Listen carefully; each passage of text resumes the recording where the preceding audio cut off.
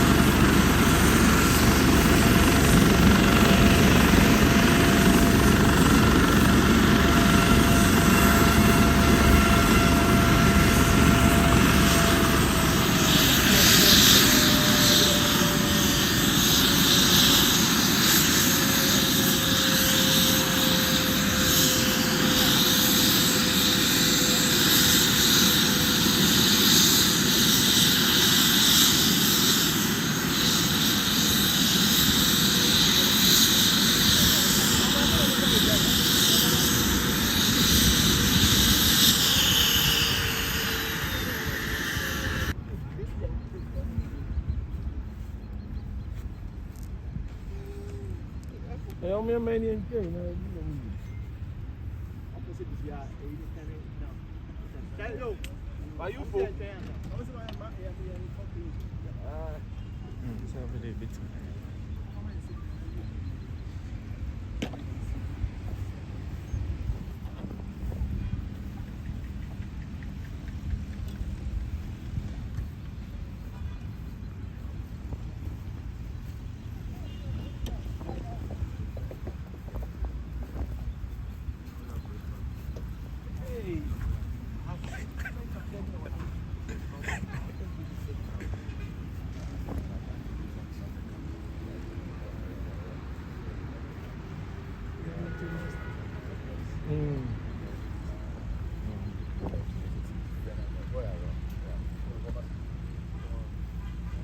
Ghana has more trees.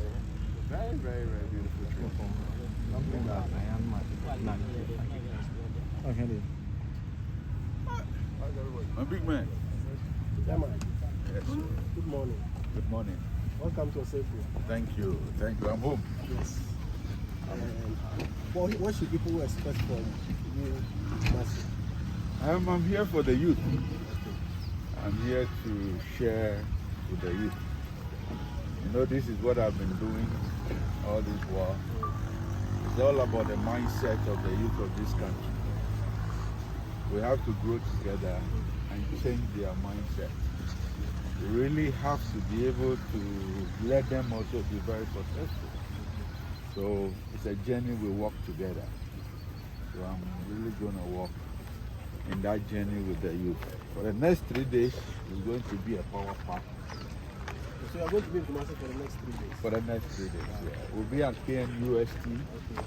We'll be at Amstec. And also we'll be at the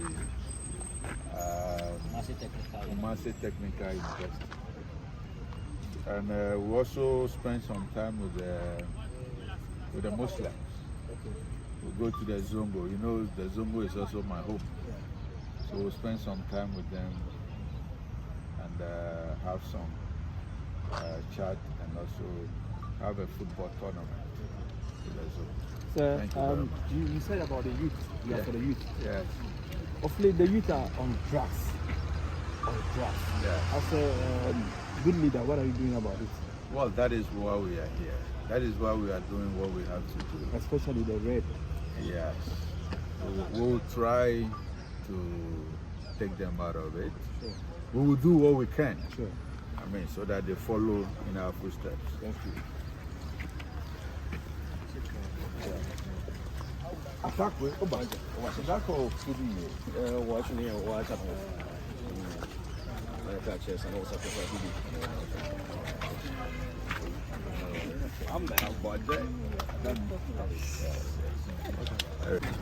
Thank you.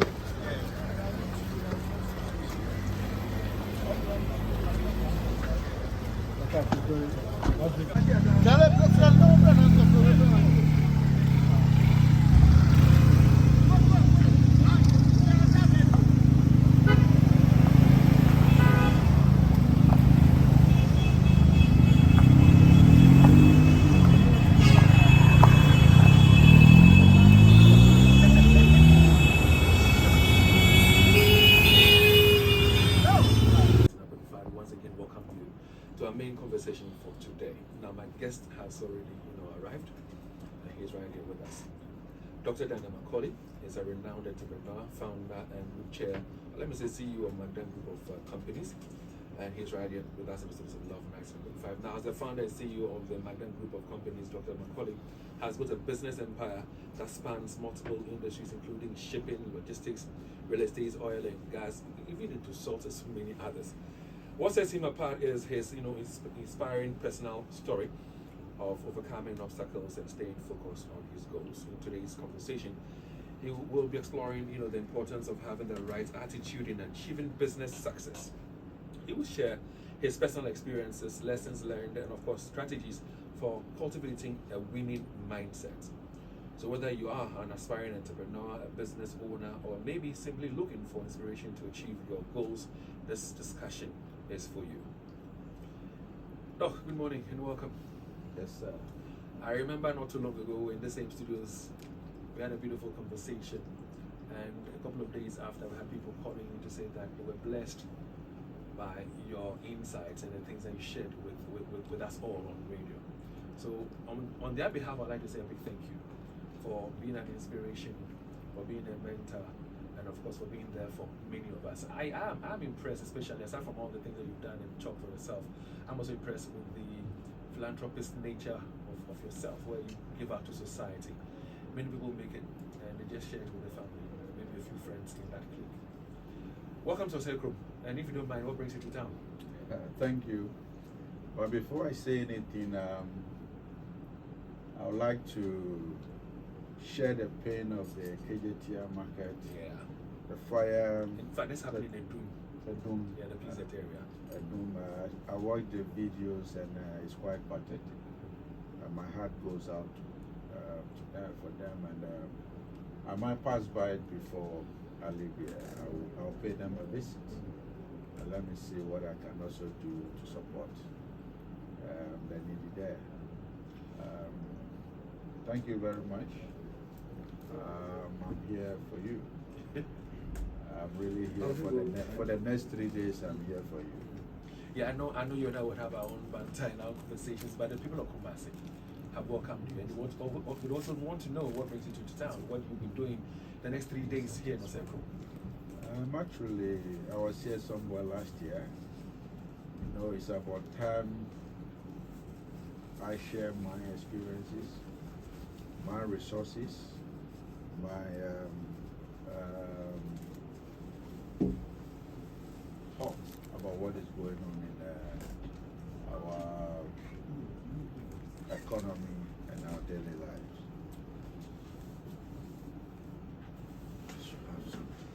All right, so we'll continue the conversation briefly. Dr. Daniel McKorley is our guest, and let's send you the questions, and he will address them for you. 0540 448 is our WhatsApp number. You know the telephone lines already, but we'll be announcing them again, so you can call and engage with Dr. Daniel McKorley. Maybe you can even tell him of a business idea you have, and maybe he would be able to say, I'm going to invest into that business. And I'm happy when he says exactly. So if you have some business thoughts and ideas, start putting your thoughts together very well. So call and tell him about the business you have and tell him that you want his help, and maybe you get our help. I'm saying maybe. You're right. You're right. So, Doc, 3 days, what will you be doing? Well, we'll be at the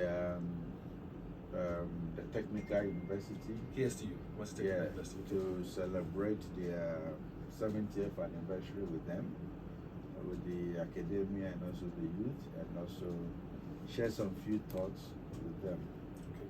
and see what partnership we can give them. And also, KNUST, as usual, the Youth Connect, share some few thoughts, interact with the youth, and also see what we can give them. At the same time, we'll go to Amstead University and also share same with them. We'll be selecting some few students to join the McDan Entrepreneur Challenge to see if they can win the $100,000 grand prize. But whoever gets the opportunity is still a winner, because we're going to build about 10 businesses from Kumasi. What business are you looking forward to building? If you say 10, what businesses do you have in mind? Well, being an entrepreneur is what makes you money. It's what makes you money, and the attitude of the person behind the business. That is what we look out for. It's not just doling out money, but we want to make a very strong impact. We want to make a change. We want to see the youth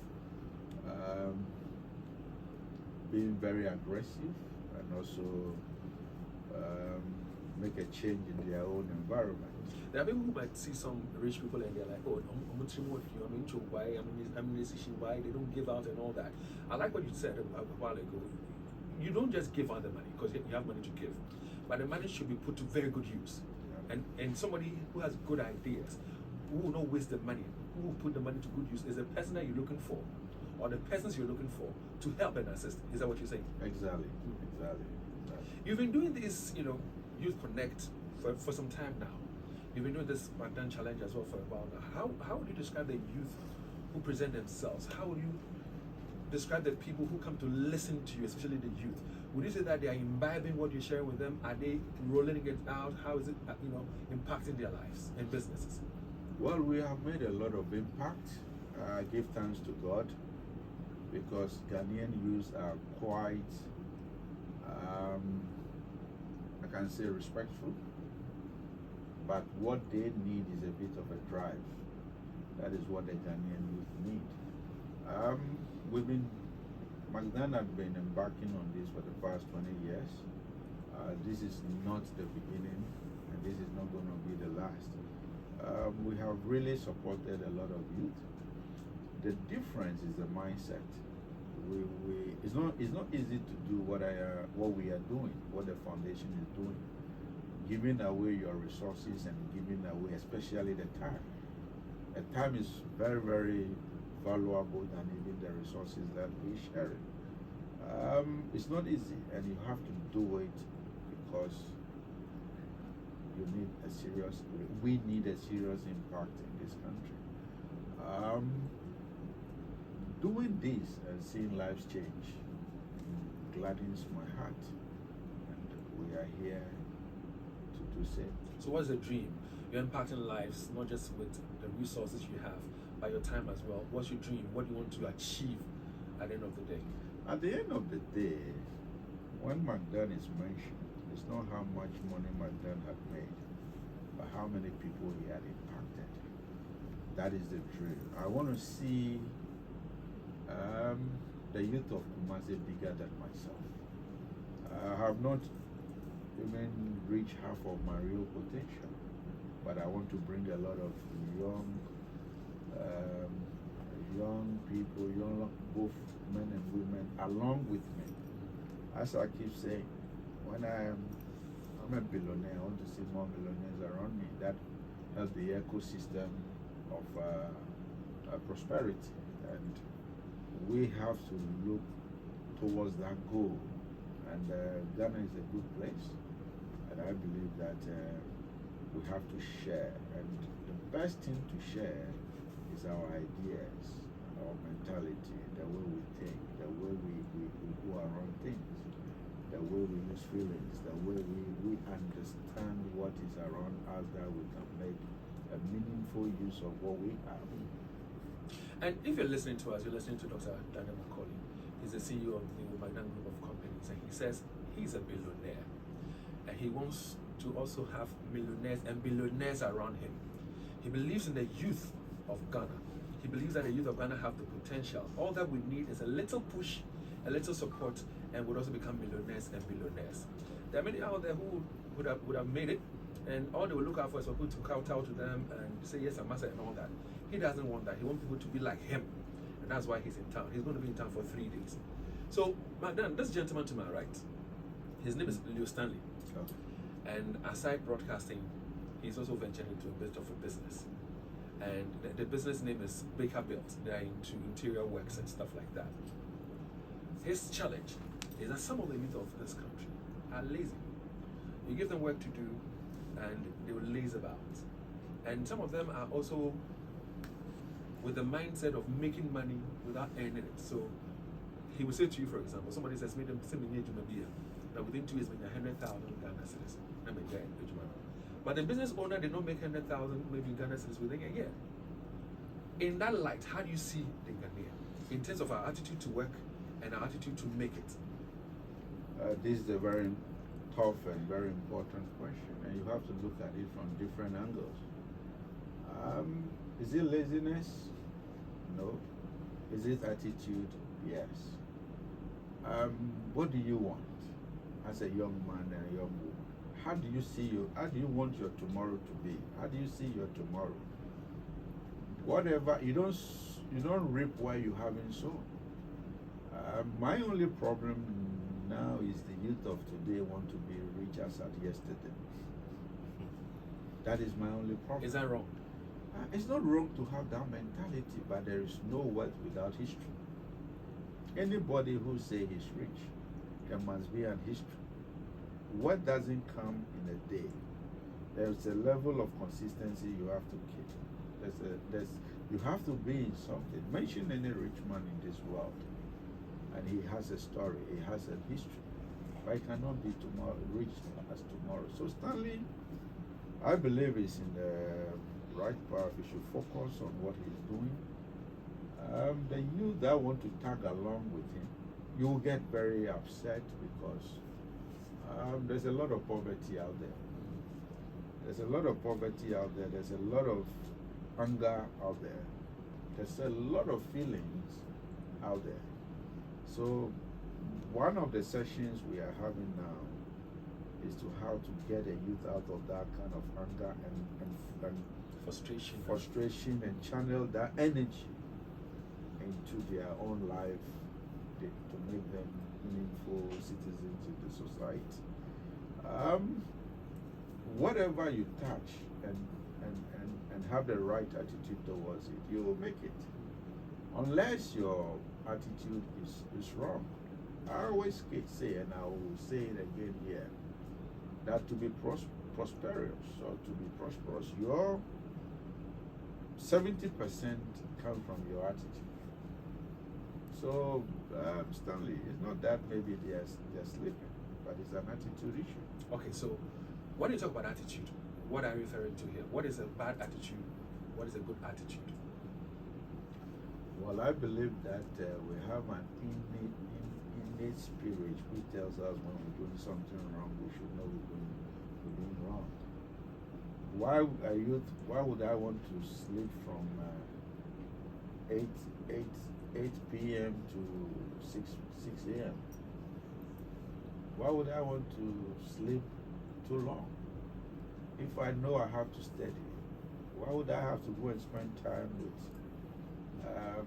unnecessary friends that I don't need in my tomorrow? Why would I know I have to get up and get to the marketplace at 4 a.m. before anybody gets there? You have to be first in whatever you do. These are the attitude that I'm talking about. And in your quest in doing that, there's something you have to keep within you, what we call the humility aspect. You have to be humble if you want to go far. You have to be very, very humble, because going far, you have to run fast, and you run alone. You have to run fast and run alone. And run alone. Everybody who run fast run alone. You don't run fast and run with people. They will pull you back. You talk about time. Why somebody will sleep around 8 and wake up at 6 in the morning? And one thing that surprises me is most of the time we chat on WhatsApp before we engage on the phone line, this is by call. I don't know when you sleep and when you wake up, because I can text you at 12, you respond. 1 a.m. you respond. 2 a.m. Even this morning, as at 3 a.m. we were chatting. Yes. What time do you sleep then? Well, you know, when poverty had hit you before, the bed at times become your enemy. You know, the poverty mentality is serious, and for me, it's a lesson. I can't sleep more than 4 hours In a day. in a day. And within a day, you do take in naps. No, I get sick when I take them out. I mean, that become part of me, but I believe as I grow older and my money begin to work for me, I will be able to sleep more. Is the money not working for you now?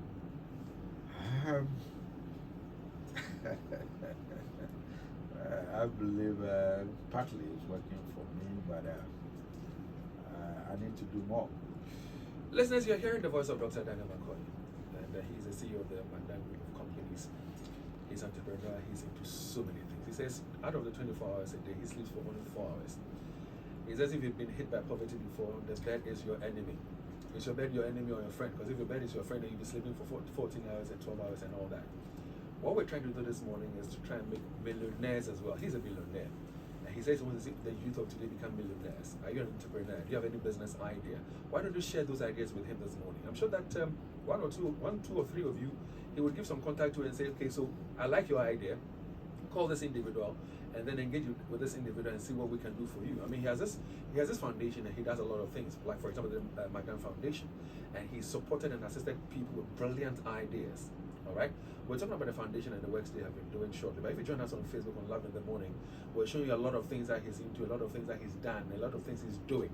There's one that I saw this morning at dawn where he was giving out some items to the widows in Accra, and he did some, health screening as well for them. It was beautiful. I mean, for over 7,000 widows, it was amazing. Listen, if you join us on our Facebook page right now, Love in the Morning, you get to appreciate what the McDan Foundation is doing.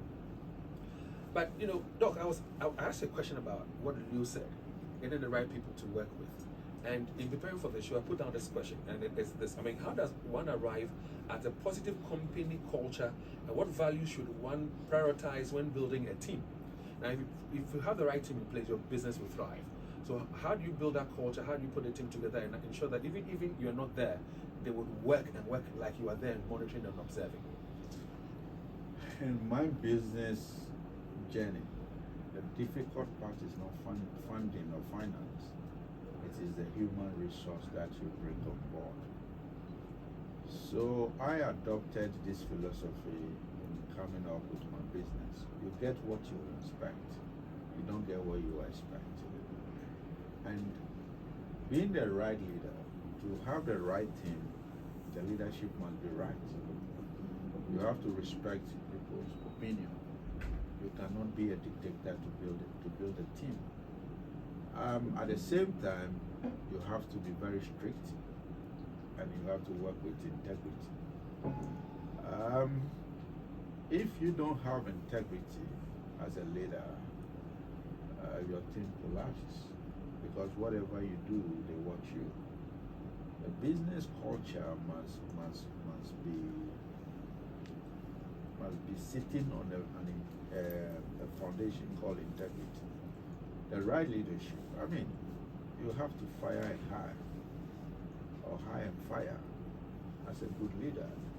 You don't come around the circles of McDan Group and lazy about.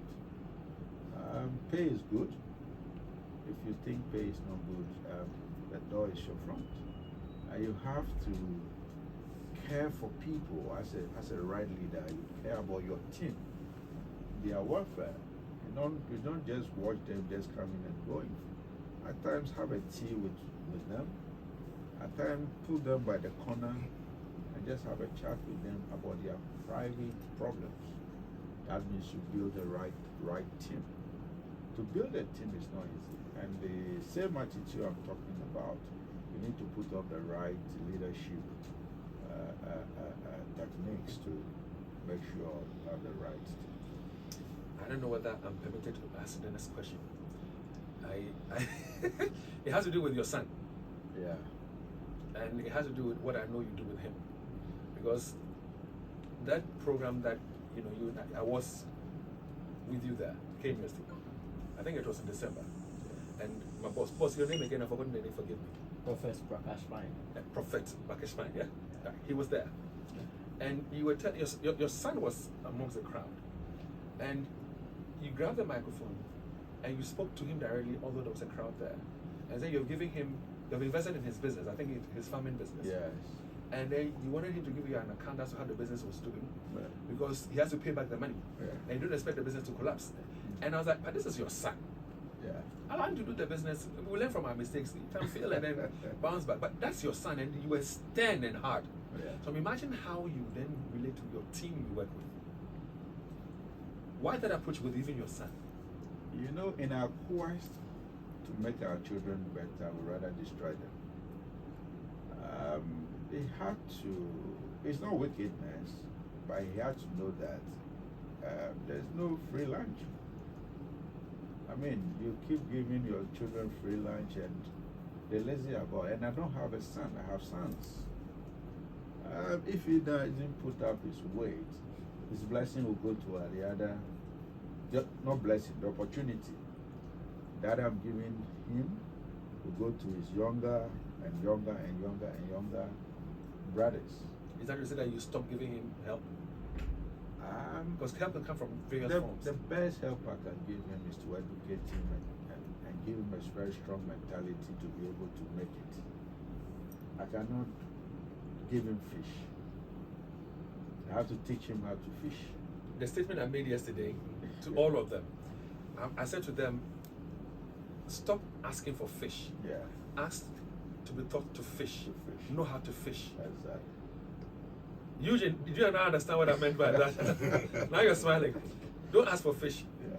Learn how to fish and fish yourself. Fish yourself. So that's what I'm teaching my son. And that is the world around me. That is the world around the brand. You don't get close to the brand McDan and live the same. But I would also say that in as much as it's a good move, you're challenging him, you're pushing him. There is competition everywhere. So tell us, what strategies can be used to stay ahead of the competition, and how do we even identify new business opportunities to delve into? Now I'm asking this because you have invested in his business, farming. There's competition around. How does he manage around and go beyond the competition, float ahead of the competition and all that? How does he also look for other alternatives? Because anything can happen. And then he says, okay, the alternatives that I can also venture into. Well, that is the problem that we have in today's market. It has to be innovative. Innovation should be his number one goal. He has 250 cashew farm, 250 acre cashew farm. He cannot continue to be farming cashew. He had to go ahead to be processing cashew. He can do it in so many ways. He can go out of the cashew. He has to go into a partnership with others so that he stay up of the game. And where your competitors are, be ahead of them. Immediately he moved from just producing cashew to cashew processing. He's ahead of the competition. When processing of cashew is becoming harder, he moved one step ahead. And something else. I mean, you have to. I started with logistics. Now I'm into mining. I can't stay there. I started with one small corner office somewhere with one truck. I grew to have over 200 trucks. Now I have vessels. Right. Meanwhile, this is the territory the foreigners operate. I have aircraft. I started by moving into warehouses to move cargo. Now I am moving the cargo into the warehouses. So this is how our mentality needs to form in our own. And dovetails into our conversation, the right attitudes Exactly. and the mindset, the mentality that we have. Exactly. Is what is key. Exactly. Here. But you need to know how to think global and act local. Think global and act local. Explain that a bit. Well, the world is changing so fast, and competition is right at our door. You really have to think global. In the internet had brought us closer to the world. Ghanaian, when we go onto the internet, we are doing all kinds of silly, crazy stuff. Either fighting, going naked, insulting, and all the crazy stuff. How can we make use of the internet if we really want to make it? If we want to be entrepreneurial and all that? The internet is a very strong tool. The internet can make it. Right now in the AI, just put anything there. They produce a product today in China, you can get it in Ghana tomorrow. Is that how we want to use the internet or go and make it ourselves? This is why the McDan brand is here to to get closer to the youth and also let them understand that the world is at your hand for the picking. And if you want to grow rich, you want to grow prosperous, you want to have the right attitude, McDan is right here to spend time with you to let that happen. Okay, so indulge me. Indulge me. Okay. What I want to say is this: to our listeners out there, Dr. Daniel McKorley is our guest, and he's here. Now we hardly have him. I mean, although he's in Ghana, he's in other places, and he's always busy. But once he's here today, let's take advantage of the opportunity and engage. So no matter who you are, whatever business you're into, if you're having challenges and you want the right business advice, this is your show. You want to start, you have a dream, you have, over the years postponed it, you have dilly-dallied with it, you have not started. This is an opportunity to talk to him so you can start. And let me say it was a bit of an ambush though, but I know who he is and what he's capable of. This very morning, if you have any business idea, let's say if you've already started a business, you want some kind of investment, some injection in there. If you speak to him and he's touched and he thinks there's potential, he needs to be helped, he will help you this morning. If you want to start afresh and you pitch with him this morning, he thinks that there's potential, he needs to help, he will help you this morning. He wants to see many more millionaires and billionaires like himself. All right? So you know the numbers, we'll be activating them in a bit. But if you don't mind, I just want to ask a follow-up question and then I come to you. Thank you very much. So I was talking about competition and I was talking about looking around as well.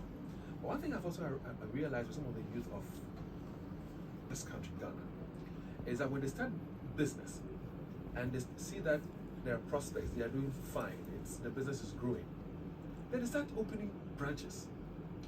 And let me say, for example, that when it comes to KFC is all over. Here in Kumasi, there are several branches of KFC. What people fail to realize is the fact that they are franchising.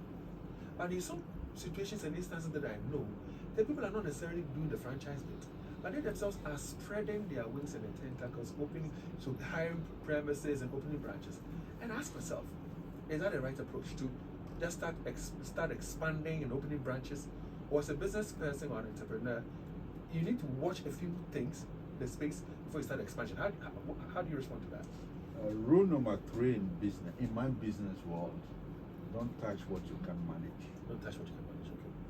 Never try to go into any business that you cannot manage. That brings you to my second principle of business, which is you get what you expect, not what you expect.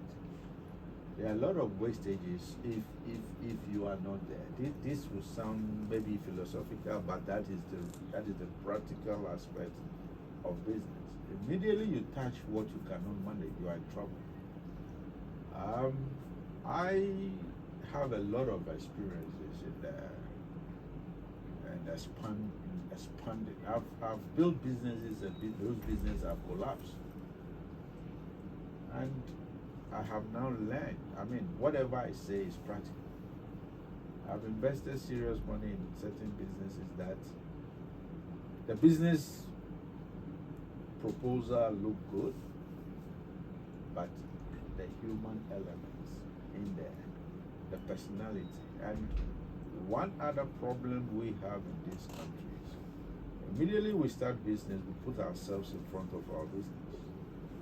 Immediately you put yourself in front of your business, there's a danger. What do you mean by putting yourself in front of it? McDan ran for over 15 years. Nobody knew who was the owner of McDan. You see billboards, you see adverts, you see trucks, you see McDan everywhere. But everybody thought McDan was for a white man. Till I started this till I started to show my face to support the youth. That is what brought my identity out. You cannot go and buy Mercedes Benz and be showing yourself off whilst you don't sit in the office to make sure that the business run for you. So I mean, a young man coming, immediately start business, you see him all over the place. His face is the advert. They put it on the billboard. That's a big danger. So one of the things I'm teaching young men that let your business run ahead of you. Lou, your question? Yes, my question comes back to the youth. Apart from having people like you who try to, open the minds of young entrepreneurs, do you think our system, the way that we are brought up, also contributes to the way that we view, businessmen and entrepreneurship? Because the reason I'm asking this is, I remember the last time you told us that you started by, selling grain for the north. Yeah. But today, if you go and stand somewhere and said, my dad used to sell beans, we did you at them. Like I said, how? Somebody says, oh, I used to wash place, now I'm a billionaire, and it's like, again, I'll catch me. How do we kind of, orient the young people's minds to make them know that even though you started from here, you can still end there? Well, that is a very important question, because if you go on social media, people don't tend to believe a rich man anymore. They think rich men are corrupt. There's a lot of anger on social media.